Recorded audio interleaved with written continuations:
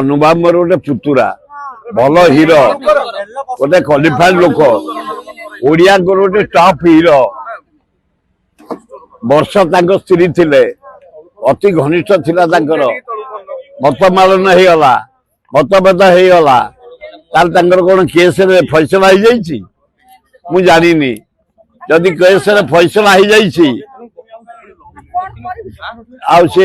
ଆଜି ନିର୍ବନ୍ଧ ହଉଛି ଆଉ ଏଥର ମୋର କଣ କହିବାର ଅଛି ଡାକି ନାହାନ୍ତି ମୁଁ ଉପରେ ପଡି କୋଉଠି ଯାଇନି ଡାକିଲେ ଯିବି ନା ଆଉ କଣ କହିବି ସେ ତାଙ୍କ ଆର ବର୍ଷା ସହିତ କେସ୍ ତାଙ୍କର ଫାଇନାଲ ହେଇଯାଇଛି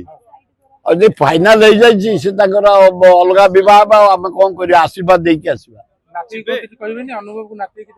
ନା ଅନୁଭବଟି ଭଲ ଲୋକ କାହିଁକି ଏମିତି ନଟପଟରେ ପଡିଗଲା ମୁଁ ଜାଣିପାରୁନି ଛାଡ ଯଦି କେସ୍ ତାଙ୍କର ଫାଇନାଲ ହେଇଯାଇଛି ସେ ଆଉ ଗୋଟିଏ ଜାଗାରେ ବିବାହ ହଉଛନ୍ତି ବିବାହ ହେଇଯାଆନ୍ତୁ ଭଗବାନ ତାଙ୍କୁ ଭଲରେ ରଖନ୍ତୁ ସେ କଥା କହିହବନି ଗୋଟା ଏମଏଲଏ ଆମର ବାହା ହେଲା ପରଦିନ ସେ ଯାଇ ବାହାରେ ବାହା ହେଲା ତେଣୁ ଇଏ ଯଦି କୋଉଠି ଚଏସ୍ କରିଥିବ ଅନ୍ୟ ଜାଗାରେ ବାହା ପାଇଁ କିନ୍ତୁ ମୋ ମତରେ ଓଡିଆ ମାଟି ଓଡିଶା ମାଟି ଏକାମ୍ବର ମାଟି ଏକାମ୍ବର ପବନ ଏକାମ୍ବର ଦେଖୁଛ ଗଛ ଏ ପବନ ଶାନ୍ତି ପବନ ବଢିଆ ପବନ ପ୍ରେମକୁ ଏକଦମ କୁଣ୍ଢେଇ ଦବ ଏ ପବନ ଲଗେଇ ଦବ ଏକଦମ ପ୍ରେମ ସ୍ନେହକୁ ବଢେଇ ଦବ ଏ ପବନ